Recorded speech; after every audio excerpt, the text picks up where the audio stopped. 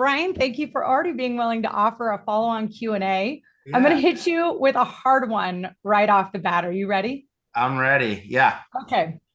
So the hard one is that an agent texted me and said, we would love to hear Brian's talk track about the new commission pressure we are receiving from buyers. How do we handle a buyer asking if we can lower our commission to make a deal happen? And then how do we handle a seller who doesn't want to offer out buyer broker compensation? I love it. Okay, let's go with buyer first. So, and hopefully, are you guys seeing a lot of this right now? People asking for reductions in commissions and asking for some sort of commitment or participation in commission. Where I typically go is I agree with them first. And you're going to hear a lot of this and probably a majority of the questions they're asking. I always agree with everybody first. I let them know, you know what, that's a great question. Most people ask that. And can you tell me a little bit more about why having that half percentage or this amount is important to you? Um, and you just unpack it. I live in high level questions always. But where we mostly go is we play defense. And when we play defense and we say, no, I don't do that, or we don't even try to learn the real reason, because what I've learned in having really um, good, solid conversations, building good relationships, we think we have assumptions. Okay, we have these assumptions. And if we don't confirm these assumptions, then we're going to live in the assumption world. So someone thinks that they need to ask for X amount of commission because of this reason, and it doesn't always match up. And we need to do a good job of asking, because we could probably solve a lot that wouldn't even involve us volunteering that by giving another alternative option to them. So I'm living in questions. And where do I go? Is what's important to you about that? What were you looking to accomplish from that percentage? Wherever it is. And I'm happy to role play with somebody if they want to go there, but it's just living in those questions. Now, the second one with the seller, and it is happening because I am coming across sellers right now that are saying, hey, listen, Brian, like, what is this thing I'm reading about not having to pay a buyer's commission anymore? I say, yes, you listen, I'm all for making sure you're making the most amount of money possible in your sale. The question I have for you is, what's important about that? And then they say, yeah, it's saving money, obviously. And then what I always go, where I always go is similar to what I painted on that board, which is I want to give them a vision of that environment. If we only focus on buyers who want to write offers on your home and we don't allow the competition to come in to help push price up, what do you think naturally is going to happen if we have this amount of activity on your home versus inviting everybody to come and compete? What's more important to you at the end of the day? Is it getting the most out of the sale, or is it about paying an extra 2 points that would probably minimize the value you're going to get out of the sale of your home? So I paint these pictures. I paint these pictures. I heard an echo. I don't know if that was my own voice or somebody else. No, I'm trying to find it. Okay. I'm meeting. So that's where I live. We are only as good as the questions we ask. So if we can just practice asking questions, digging deeper, coming from that place of curiosity that I kind of emulated when we were together earlier in the week, there you're going to lay out an amazing foundation for really gathering information and knowing what to do with it. Do not live in assumption world. Confirm your assumptions. That's my rule. I always confirm assumptions. So what's fun about this call, Brian, is I try to imagine what it's like to work with a coach and what your coaching calls must look like every week. So if you do a 30-minute coaching call and you get into exact stuff like this, like real time, this is what Yeah. happened to me. How do your coaching calls general? What is your format and how do you provide value as a coach? Yeah, I mean, first thing is I'm only ever going to share things that I'm personally doing. And that includes things that are working and things that are not working, right? So we live in that space, but I open it up. I work through scenarios. I make it, it's always about those that I'm trying to help and those that I'm trying to open up and at least give you some insight on different ways of thinking in conversations or how to approach scenarios, etc. So the first 5 minutes is solely about what's going on, what are you hearing, what's working well, so we can all lean on each other for that, but also what's not working well. Here's a stuck I have. It happened yesterday. Two really good ones came up. One of them was like, Brian, I don't know what to do. Like, I can't get my clients to write these, to write an offer. And then we unpacked it. And what we uncovered was that they were getting in the way of encouraging low offers to be written. So like we get to the core of like other things that influence people to behave a certain way. And I'm a big believer, for example, in that particular one where you never get in the way. A client wants to write a low offer, let them write low offer, put a pen in their hand and get them in position to write. And honestly, a lot of the deals that I'm writing right now are homes that are sitting in the market from sellers that are living on planet Mars that think their house is worth X. And what the game I like to play is called beat the seller to the reduction game. So let's write those offers. I love that idea. So there's things that you uncover in each scenario that is going to help move the needle in winning with people, and we break it down. So that's the first 5 minutes. Then we jump into training. One, it's, how am I presenting offers? I share exactly that. How do I squeeze a lemon on how to win relationships with agents? How do I find off-market homes? What do I do in my open house? And here's the truth. My open house has been a lead source that I lean heavy in. Last year, in the month of July, I closed 21 million just from open house. So I open up my playbook on how I did that. Like that is, it's everything that you would want in what you're going through, buyers, sellers. I deliver my listing presentation, the whole thing. So that's where the coaching goes. But I pivot to what everybody needs. And sometimes if it gets into a heated conversation, we stay there, right? It's making sure that you're getting the most out of each call, and things that resonate and things that are actually happening in the market right now. So that's what it looks like. It's a 30-minute call. But the truth is I am everybody's, everyone that I coach. It's an honor, and it's a partnership. So it's not like I can only reach Brian, once every week. It's a partnership. So I certainly get back to people that have questions with anything, or how do I respond to this all the time? And that's, my door is always open to that. So. And then last question on coaching. I don't want to see any other scripts here, but do you do accountability, Brian, or is it more of this constant role play and then training tactically? You talked about your listing presentation, your buyer's presentation, your open house strategy. So you're doing those trainings every single week. Is there also accountability, or not really in a group of 50? No, there is, because I keep it simple. I'm going to give 2-3 things that you are therefore going to incorporate and implement into your business. And I know accountability is tough when we try to overwhelm ourselves with too much. So it's so simple that it's easy. Now with a group of 50 or a group of 40, I'm going to ask for examples. I want to lean into wins, but the truth is I'm going to ask, and I'm going to ask to share, because we're only as good as how we engage and we demonstrate what's working, what's not working, so we can perfect it. But yes, there's a form of accountability. And it's because we don't live in an overwhelming world. We live in a very simple world, and it's week by week. There's different forms of accountability. Okay, I'm taking one more minute selfishly here on this promo we released 2 days ago, which is for all loans locked between now and the end of March.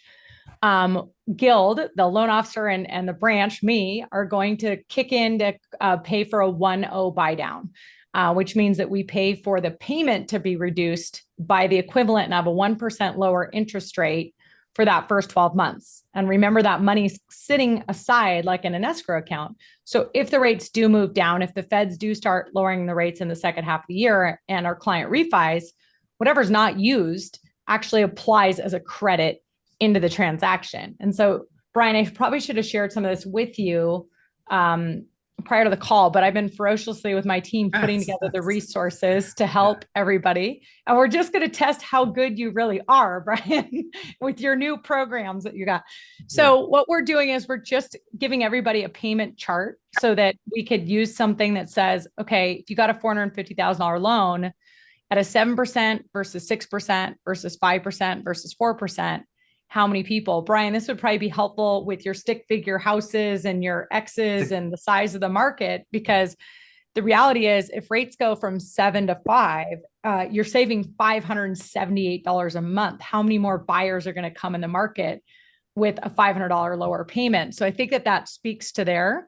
The other thing that I'm doing is creating an email that goes to everybody that says, okay, here's how this really works. What if your buyer had 0 seller concessions and had a Guild 1.0 buy down? They would go from a 7% to a 6%. Here's how much money they would save. But what if you were able to negotiate a seller credit, which may or may not still be around for a little bit until it gets super hot, and you turned it into a 3-2-1 buy down, or you turned it into a permanent buy down and then added the 1.0 buy down. So on the permanent buy down, this bottom scenario, you bought down the rate from 7 to 6 permanently, and then you'd use that 1.0 buy down for the first year to have an effective payment at 5. So I'm hoping I'm putting this in a way that really gets everybody to understand it and articulate it.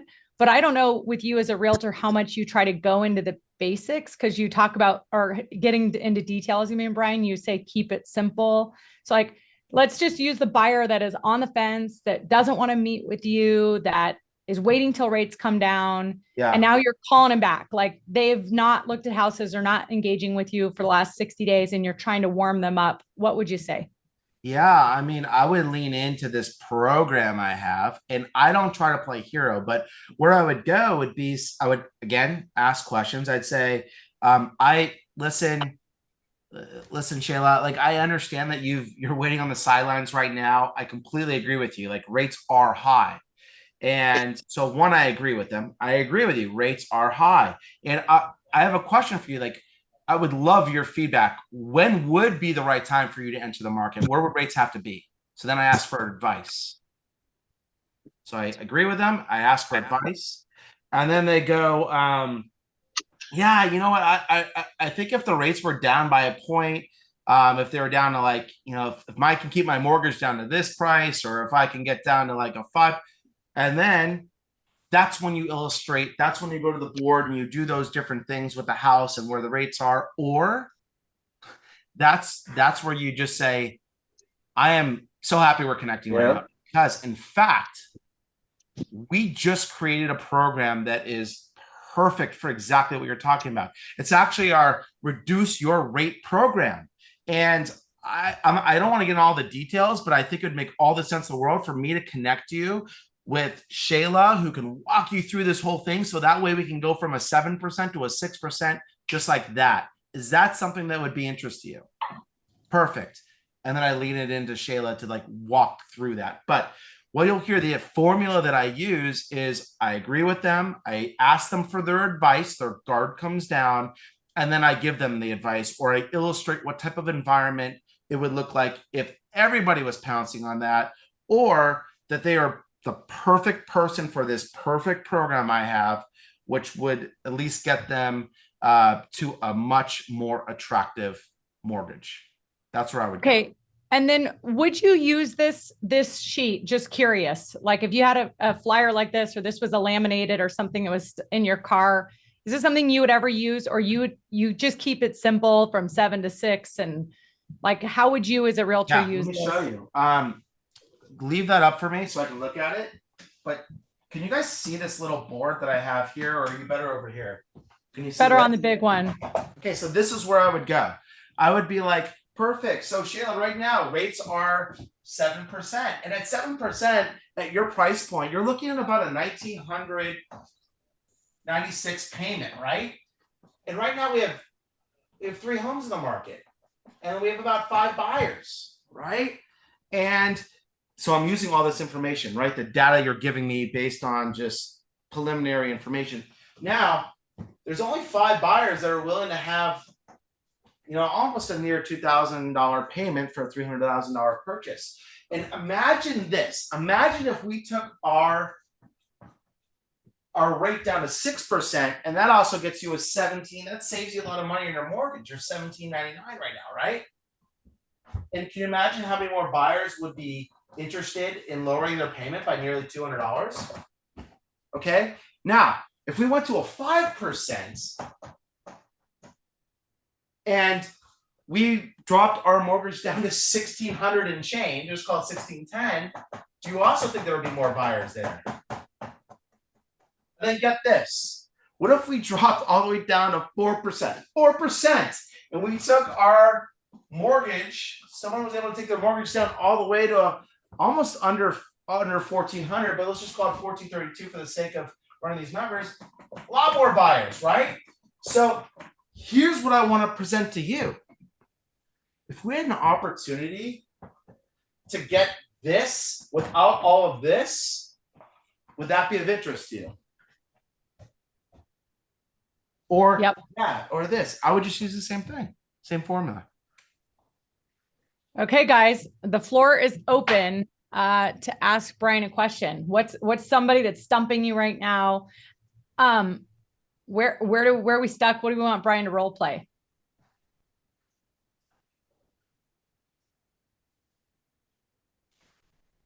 Or what can I help you work through? Like you're stuck with a buyer. I'm also rate shoppers. What was that? Rate shoppers? Rate shoppers.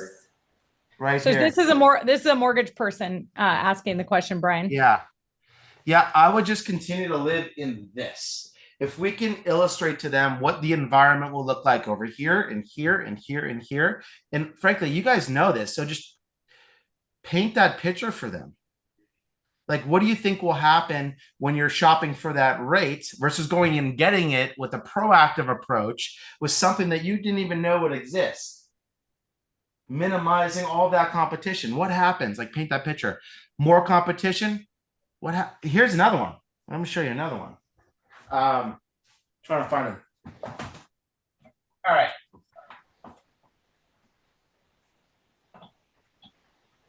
I'm very much into drawings, okay? And this one kind of relates, but is it fair to say we have two different types of markets? Buyer's market and the seller's market, right? Yes. So here's where I go sometimes. I draw this U. Okay. Let me try to get a better pen because this thing is out of ink. Okay, so this is the buyer's market. This is the seller's market. So what happens over here? What happens in the buyer's market? When a buyers can call their shots, what happens? You guys can unmute and just shout it out at me. And they get seller credits or seller credits. Beautiful. What else? Longer escrows. Yeah. Timelines they want. Mm-hmm. They probably get all the repairs agreed to, right? Mm-hmm. They probably get better pricing.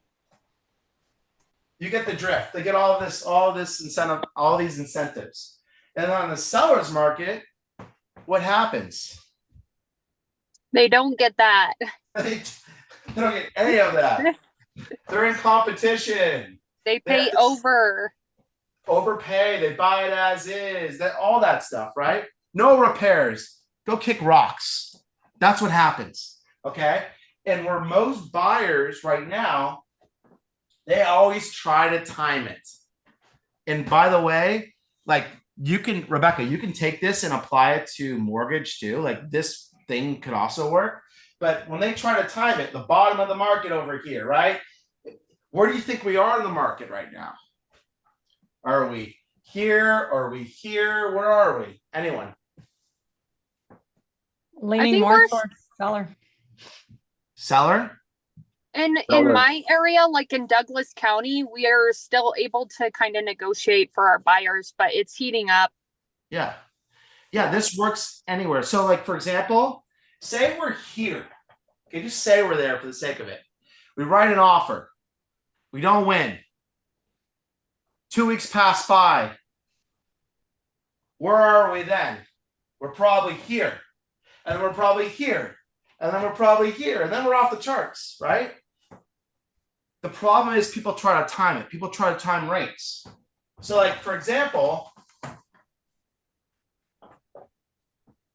someone tell me when I get to the bottom right now, when I draw my U and I'm gonna get to the bottom, tell me to stop.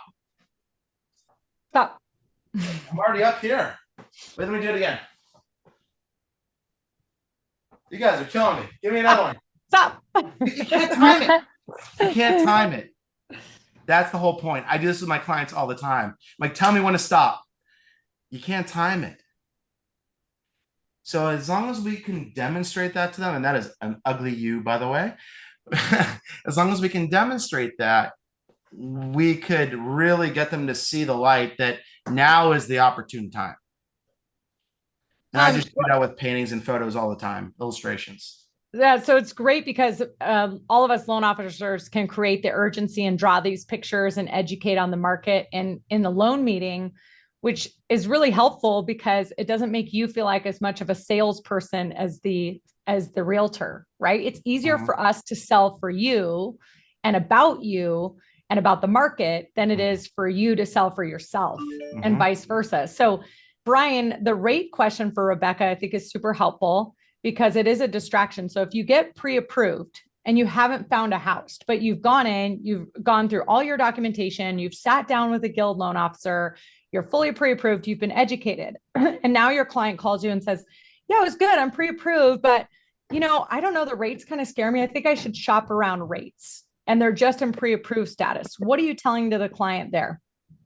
If they want to shop around rates, first of all, I want to understand what the core reason is that they like what's important about the rates, because they could win probably somewhere else. But I never create friction openly. I just don't do it. I don't create friction. So if they want that, if they're telling me they want that, I will introduce them to somebody else if they want to shop, and I will also give insight. But we get in our own way a lot of the times. And I think it's better to win the deal and win the relationship and then have an opportunity to earn the trust later by telling what they really need versus saying, no, this is the way you need to do it now.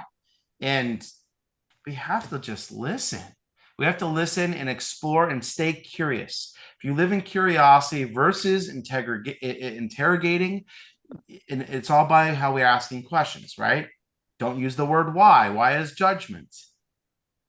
What is important to you about this? There's different ways that we can get people to open up. So that's where I would truly live. What about Brian, when that, like, what I'm saying is they're using that maybe as an excuse to not take action and stay on the road. Like, first of all, during the pre-approval stage, there's no point in shopping rates because you can't, you get a rate based on locking in a property. When you don't have a property, there's nothing to lock. So like if a borrower had a pre-approval meeting, they're like, yeah, well, I'm going to shop around rates. To me, that's kind of a blow off to the realtor because that's not helping them keep down the better time to shop would be once they're under contract. Is that something that you would get really curious about, really understand, like see what fears coming up and then educate them on the right time to do that? Here's the truth. I live in motivation. Like what? Like I don't even get into the bustle of the rates. Or I want to know the core reason why they're buying. And if we can always go back to motivation, I think it's killer. So something I didn't have a chance to present to all of you guys when we were together this week is how do I keep my buyers committed to the process? Well, when I meet with them, I make sure that I establish 5 things that they need to have in a home 100% in order to be moving forward with the process. Okay, so I'm going to walk you through what that is, but I break it down and I'm not staying surface level. They tell me the reason why they want a 2-car garage is because they want storage. They tell me what a yard is because they want to have entertainment and they want to entertain their family that comes over every Friday at 5:00. They want a 4th bedroom. They need that extra office space downstairs. I'm building the 5 things they said that they need to have in a home. Okay. And then I send them an email saying, perfect. I want to send you an email outlining the 5 things you said you need to have in a home in order to write an aggressive, competitive offer. All I want you to do is reply back to my email. Let me know if anything's changed. I keep them focused on their motivation. I don't keep them focused, fixated on the dumbest stuff ever, which is like half a point here. No, like, why are we looking for a home? That's how I qualify. And the truth is, when I do this and I send this email, it's a templated email every time. I'm moving the needle to conversion much faster because I'm keeping them accountable to what it is that I'm bringing them. You better believe every home that I show them, if it hits, maybe I don't show them a home every day, but if I show them the right home that hits all 5 things they want, it happens on that second week. Great. Here it is. Here's that office space. Here's that storage you wanted. Here's that entertainment space you wanted. Great. Let's write a competitive offer. When they backtrack and say, no, I'm not ready, it's okay. What needs to change? What do we need to take off that top 5 list? And I'm just continuing to move the needle. If someone does that to me 6 or 7 times in a row, it's probably not a buy now buyer. It's probably a nurture, but it doesn't mean I crumble it up and I throw it away. It just means I just know that their timelines are different. People are scared to tell you their real timeframes, their timelines, their commitments, and the blame game is always the rates. Stay in motivation, and that changes everything, in my opinion. We just hit 30 minutes and you're a busy guy. Was this helpful, everybody? Yes. Is there time for one more quick question? Yes. I kept trying to, but yeah, you're good. A quick script or a good follow-up text for circling back with cold and old buyer leads, maybe with the 1% rate buy down that they're offering at Guild, something to really try and recapture them, because I'll be calling and going back through all those. Yeah. So give me a little bit more context real quickly. Are these people that you just have not spoken to in quite a while? To be honest, I have like 66 plus online leads and they do convert. I just have not been actively in my business. I didn't try, like you are relentless with your 5 calls, 5 tags, within 5 days. So that is the background. This is where I would lead. Intros are everything. Mm-hmm. Hello, is this Tori? This is Tori, this is Brian Danney with Beer Home Team. Oh, I am so sorry. I'm so sorry. I dropped the ball. I just realized we have not spoken in well over 2 months. And I would own that. Yeah, I don't even remember who you are. Well, I'm embarrassed. I want you to know that. I am super embarrassed. I didn't know. And now that I have you on the phone, are you still looking to purchase a home? That's where I go. I am. I apologize. Okay. I apologize. I own it. I dropped the ball. And I get people to lower their guard when I do that. And they open up to the conversation. And then you can lead with the reason why I'm calling you, not only to apologize, but it's also to let you know about this wild program we have nobody knows about. What are you seeing in the market right now? That's actually where I go. What are you seeing in the market right now? Oh, yeah, we're on hold because there's no inventory. Okay, great. Maybe don't go there yet. You got to meet people where they're at when the value you can bring. I'm seeing rates are too high. Great. They just told you their narrative. That's where you go. I have this wild program. So don't lead with that if it's not going to be the right thing for that person. And I think going back to like the first question that Shayla asked me is, what do I say to buyers asking for a point back? We have to do a good job of bringing the right value, and we somewhat touched on that. And that's what the coaching would be. It'd be like high in that. But what I'm encouraging you to do is live in asking good questions so you can figure out if you can bring the right value for that person. Most agents lead with off market. Yes, off market, if that's what they need. Sometimes it's a negotiator. Sometimes it's, winning the relationship. They're writing aggressive offers. They'll buy something online, but they can't win because they don't have an agent relationship. We need to do a better job of uncovering what that is. And the best question I always ask everyone is, what are you seeing in the market? And I shut the heck up because we volunteer what they should be seeing in the market versus finding out what they're seeing. What is their news feed? And when we find out their news feed, we can solve it much faster. We overcomplicate it. That's why I just ask them and I just zip up. What if we can't get them on the phone? Just be relentless. Call. Yeah. Okay. In fact, here's the text that I use, and I use it with clients that I know I can't get a hold of. Tori, I tried you 3 or 4 times. I can't seem to reach you. Where do you think we should go from here? Thank you for that. You're I know welcome. we went over, so I appreciate it. You're welcome. You're welcome. This is pure gold. Brian, we will share this recording out. So all of you who are like, I want to listen to it 3 or 4 more times, we have it.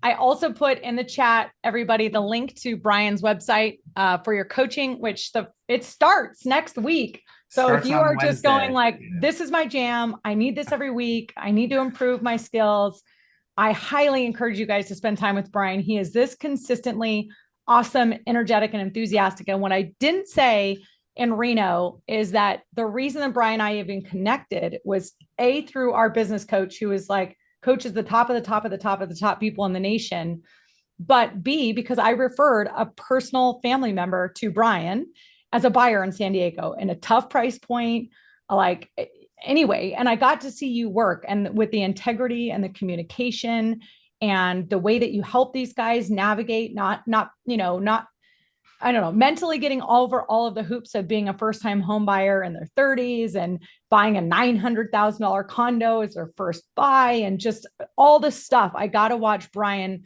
do what he does and hear the feedback that I was getting from the buyer. So you are the real deal, Brian. I loved how today we got a coach and just get right into it.